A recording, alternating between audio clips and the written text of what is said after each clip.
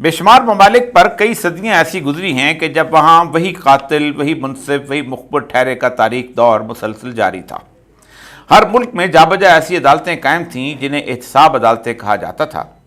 حکومتوں کے کارندے گلیوں گلیوں دندناتے پھرتے، اور جس کی گفتگو، چال ڈال یا حرکات و سکنات سے انہیں ذرا سا بھی شک ہوتا کہ یہ حکومت وقت کے مفادات کے خلاف کام کر رہا ہے، اس کا لہجہ بادشاہ کے لیے توہین آمیز ہے، یا پھر یہ احتساب عدالت کے ججوں کے بارے میں بھی ہرزہ سرائی کرتا ہے، تو اسے اٹھا لے جاتے اور وہ ایک طویل عرصے تک منظر سے غائب ہو جاتا۔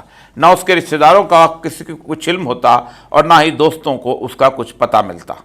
گمشدگی کے اس عرصے میں اسے خفیہ طور پر ایک بھیانک تفتیش کے عمل سے گزارا جاتا۔ اس اذیت ناک قید میں عوام کے نزدیک اس لاپتہ شخص کو مخصوص جلادوں کے حوالے کیا جاتا جو اقبال جرم کروانے کے ماہر ہوتے۔ ان کے ظلم و تشدد کے طریقے رونگٹے کھڑے کر دینے والے ہوتے۔ تہہ خانوں میں قید یہ شہری مہینوں تک روشنی کو ترستے رہتے اور تہہ خانوں کی سیلن زدہ بدبو انہیں بدحواس کر دیتی۔ مسلسل کیڑے مکوڑے اور بڑے بڑے چوہے ان پر حملہ آور ہوتے۔ اکثر اوقات انہیں دیوار کے ساتھ باندھ کر کھڑے رکھا جاتا یا پھر سینے پر بھاری پتھر رکھ کر اس کے بوجھ تلے لٹا دیا جاتا۔ خوفناک جلاد باری باری ان افراد کو اقبال جرم کروانے کے لیے ان پر اپنی زور آزمائی کرتے۔ 1631 میں ایک عورت کو اقبال جرم کا دوران صرف ایک دن کے لیے جس تشدد سے گزرنا پڑا، تاریخ میں درج اس کی تفصیل اس قدر خوفناک ہے کہ پڑھتے پڑھتے دل ڈوبنے لگتا ہے، آنکھ سے آنسو نکل آتے ہیں۔ یہ عورت حاملہ تھی۔ سب سے پہلے اسے شکنجے میں کس دیا گیا۔ کسنے پر بھی اس نے اقبال جرم نہ کیا تو اسے دوبارہ کسا گیا۔ اس دوران اس کے ہاتھ باندھ دیے گئے، بال کاٹ دیے گئے اور سر پر برانڈی ڈال کر آگ لگا دی گئی۔ پھر جلاد نے اس کی بغلوں میں سلفر ڈالی اور آگ لگا دی۔ اس کے ہاتھ پیچھے باندھ دیے گئے، اسے چھت تک بلند کر کے دھڑام سے نیچے پھینکا گیا۔ یہ عمل کئی گھنٹوں تک کیا گیا۔ پھر جلاد اور اس کے ساتھی کھانا کھانے چلے گئے۔ واپس آنے پر تازہ دم جلادوں نے پھر سے تشدد کا آغاز کیا۔ اس کے ہاتھ پشت پر باندھ دے، اس کی کمر پر برانڈی چھڑک کر آگ لگائی، زخمی پیٹھ پر دیر تک بھاری بوجھ لادا گیا۔ پھر دوبارہ شکنجے میں کسا گیا۔ اسے 1 کیلو والے تختے پر لٹا کر چھت تک اوپر اٹھا کر نیچے پٹکا گیا۔ اس کے پاؤں باندھے گئے اور ان کے ساتھ 50 پاؤنڈ کا وزن لٹکا دیا گیا۔ جلاد کا مقصد پورا نہ ہوا تو اس کے پاؤں شکنجے میں اتنے زور سے کسے گئے کہ ناخنوں سے خون نکلنے لگا۔ پھر اس کے جسم کو مختلف سمتوں میں کھینچا اور لوہے کے اوزاروں سے نوچا گیا۔ اس سب کے بعد اسے ہاتھوں سے باندھ کر چھت سے لٹکا دیا گیا اور ایک آدمی کو مسلسل چابک مارنے پر مامور کیا گیا۔ آخری 6 گھنٹوں میں اسے مسلسل شکنجے میں کس دیا گیا تاکہ وہ اقبال جرم کرے۔ یہ صرف ایک عورت کے ایک دن کے المناک رودات ہے جو اب تاریخ کا حصہ بن چکی ہے۔ ان تفتیشی جلادوں کے زیر اثر استعمال شدہ تشدد کے ایسے تمام آلات آج ملک بھر میں قائم مختلف عجائب گھروں کی زینت بنائے جا چکے ہیں۔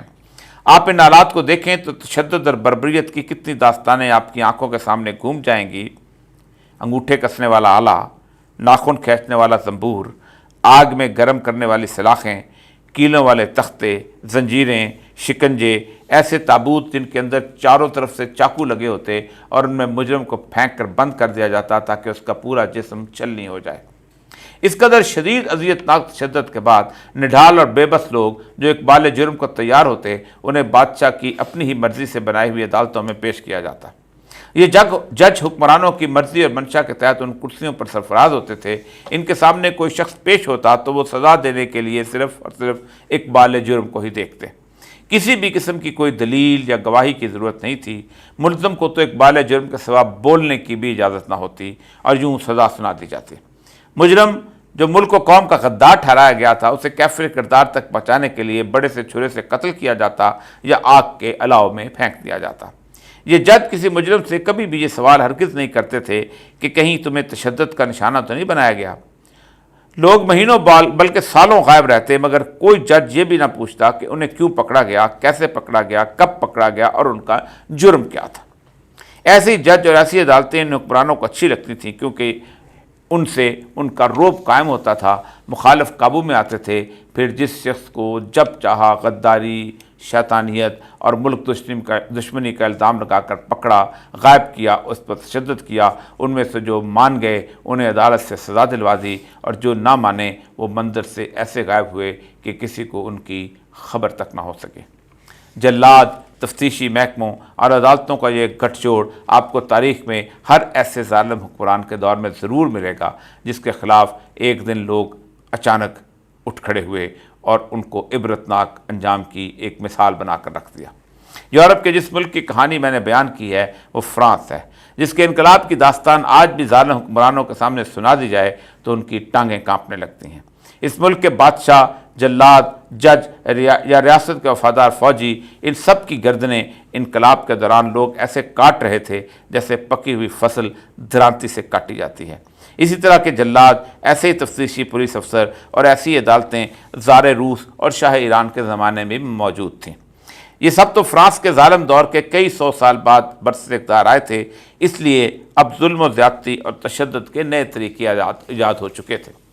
बड़ी बड़ी ऊंची ऊंची दीवारों वाले कैद खाने बन चुके थे, तशद्दुद के जदीद हथियार बनाए जा चुके थे, टार्चर के नए तरीके दरियाफ्त हो चुके थे, मगर बादशाह या हुक्मरान से वफादारी का हल्फ उठाने वाले जज वैसे ही थे। रूसी अदालत हो या ईरानी दादगाह, सब वैसे ही बादशाहों की सरपरस्ती में आंखों पर पट्टियां बांध कर फैसले सुनाती थीं। लगता था उन्होंने इनकलाब फ्रांस की तारीख नहीं पढ़ी, या फिर ये समझ रहे हैं कि अब हम ज़्यादा ताकतवर हो गए हैं, हमें कोई इस अंजाम तक नहीं पहुंचा सकेगा। लेकिन हैरान कुन ममासलत है कि रूस और ईरान में भी लोग जब वैसे ही उठ खड़े हुए, वही हुआ जो फ्रांस में बर्पा हुआ था, एक खूंखार इनकलाब। दुनिया में इन तीनों इनकलाबों की कहानियाँ अब तारीख का हिस्सा भी हैं और ज़ुबान ज़द-ए-आम भी।